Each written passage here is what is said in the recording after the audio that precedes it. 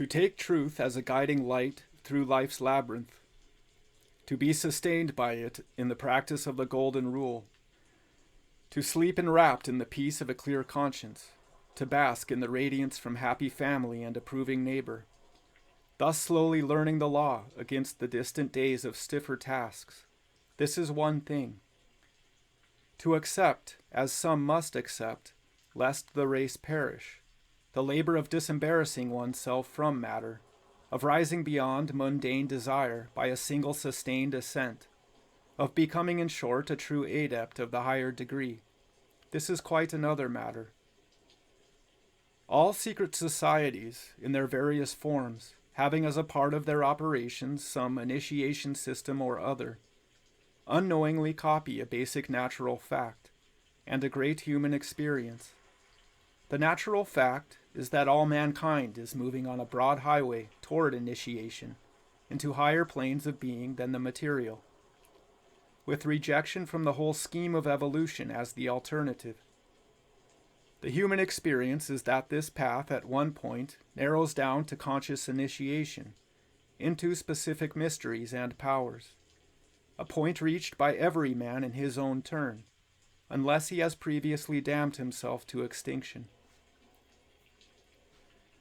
In the days of the classic mysteries, environed by simpler civilizations, an imposing ceremonial governed the secret trials.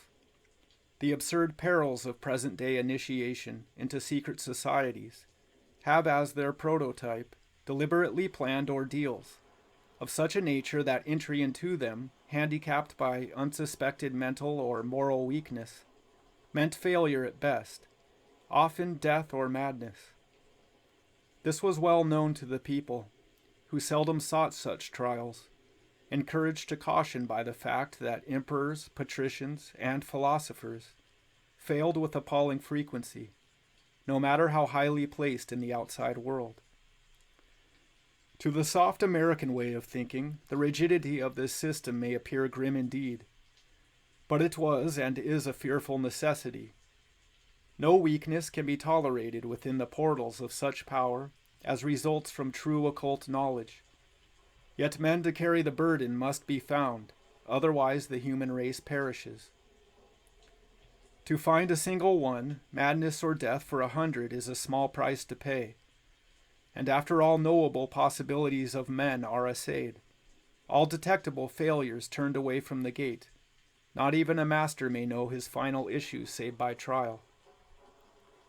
The relentlessness of the ordeal is in no way changed today, albeit its means are changed in appearance, and its entry ports are prosaic, unsuspected for what they are.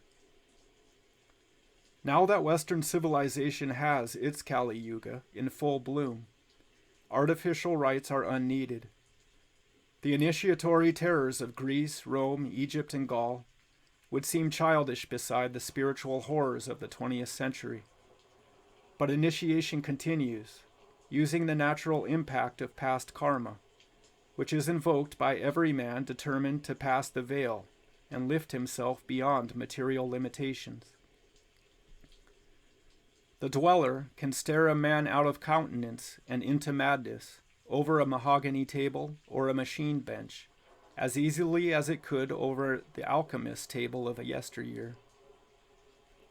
The unveiled shows of the old mysteries, designed to bring out every sensual weakness in the unfortunate candidate, hardly equaled the blatant animality of modern times, which assaults the eye from every billboard and magazine illustration, undulates across every movie screen, and whispers its insinuations through every conversation.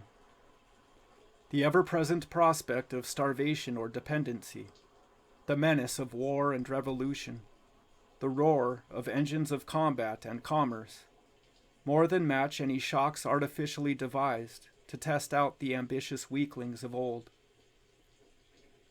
Moral issues have become so involved that almost every day tests the right discrimination, the ethical education of the candidate, beyond his power to unravel and often beyond his suspicion.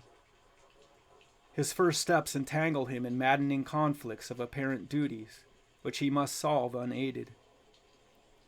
Masters need devise nothing. They need only to note and observe the struggles of the victim in the stream of karma, precipitated by his aspiration, and from time to time divert some lethal wave that would otherwise sweep him forever into spiritual oblivion. It is only gradually that the aspirant comes to realize the nature of his testing. Time and again he faces some circumstance that seemingly means the end of all hope. He meets it with courage, drawn by supreme effort from his stock of past spiritual labor, and sees it dissolve overnight like a mist, before he learns to discriminate between terrifying illusion and spiritual reality. Time and again he loses what had seemed to him most dear, and lies for a long time writhing in the throes of deprivation and despair, before he learns how often the most dear is a poisonous bait, the attainment of which would plunge him into some irrevocable abyss.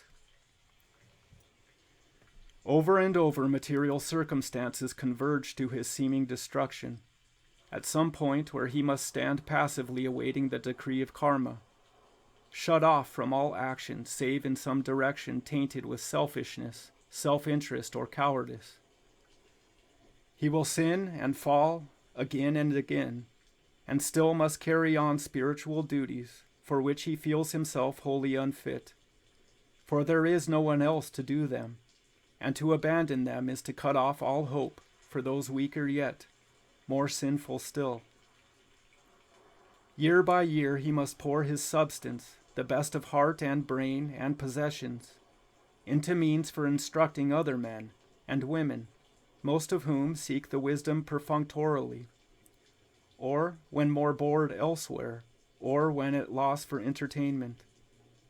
Many a time he must stake all, not only himself, but duties and persons dear to him, on some course wholly blind as to material considerations, against all common sense, moved thereto by the fact that to do otherwise would necessitate in some way some violation of his own intangible soul sight. Nor does he dare take courage from any surety of his own wisdom in so doing. In a world where greed is held righteous, he must learn to strip all actions of self-interest. In a world where hate is the breath of life, he must cleanse himself of all rancor toward any living being. In a world where material achievement is the synonym of worth, he must see it to be a burden and curse. From beginning to end, every fear and every temptation will be intensified 1,000-fold, beyond the lot of his fellows, for he is as though flayed, with every nerve end exposed to ecstasy or to torture. He will long dreadfully for the sweet but selfish rest of quiet wilds, which others seem able to enjoy with tranquil ease, and he will learn at last that such things are not for the pioneers of the new race, whose ranks he is in process of joining. He is becoming a spiritual adult in a world of babes, and bitter is the abandonment of toys. But the time comes when he can laugh at every fear known to lesser men. The ways of life and death lie open to him and harmless, like the warrens of a haunted house illumined by a strong arc. He has taken terror for his comfort, loneliness for his companion, poverty for his sustenance, labor for his rest, silence for his music, and the storm for his house.